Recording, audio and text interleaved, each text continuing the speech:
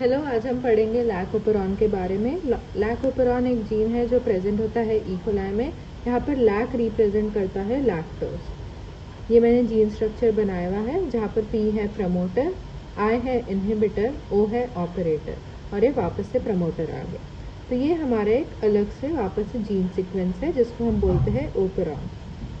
Operon में promoter आता है, हमारे जीन्स आते हैं और एक टर्मिनेटर सीक्वेंस आता है। अब ये सब जो जीन है वो साथ में कोड होते हैं, मतलब जो mRNA बनेगा उसमें ये तीनों रहेंगे, इसलिए हम इसको बोलते हैं पॉलीसिस्ट्रॉनिक।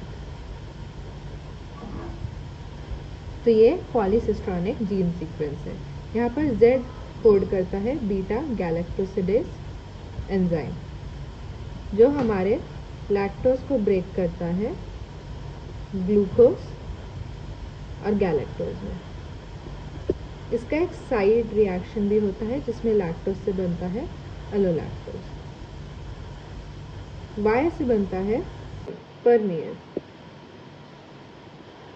परमीएज का काम है कि वो लैक्टोज को सेल के अंदर आने देता है या बाहर जाने देता है। और A जीन एनकोड करता है ट्रांसएसिटिलेज। यहाँ I जो है इनहिबिटर, ये रिप्रेसर प्रोटीन कोड करता है।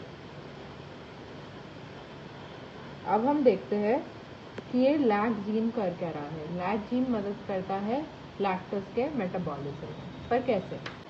जब लैक्टोज एब्सेंट होता है, जो हमारा इनहिबिटर जीन है वो बनाता है इनहिबिटर प्रोटीन। ये बाइंड करता है हमारे ऑपरेटर रीजन को। उस कारण से हमारे जो Z, Y और A होते हैं वो फंक्शन नहीं कर पाते हैं। ये जो हमारा रिप्रेसर प्रोटीन है और ये जो हमारा जीन है ये है कॉन्स्टिट्यूटर, मतलब ये हमेशा काम करता है। अब ये क्यों काम कर रहा है? क्योंकि सेल की एनर्जी वेस्ट ना हो बीटा गैलेक्टोसिडेज या परमीएज एंजाइम बनाने में, क्योंकि हमारे पास लैक्टोज ही प्रेजेंट नहीं है। अब जब हमारे पास लैक्टोज प्रेजेंट होता है तब ये सेल आगे का काम करता है। लैक्टोज इंड्यूसर होता है। कैसे इंड्यूसर बन रहा है? अब ये जो हमारा यहाँ पे इनहिबिटर प्रोटीन बना है, इस पर ये लैक्टोज जाके बाइंड कर देता है। टेक्निकली अलोलैक्टोज करता है, पर हम लैक्टोज से भी बात कर सकते हैं।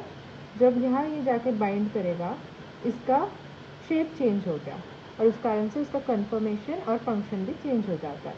तो ये हमारे ऑपरेटर पर अब बाइंड नहीं कर पाएगा, इसलिए ये सब एंजाइम अपने काम करेंगे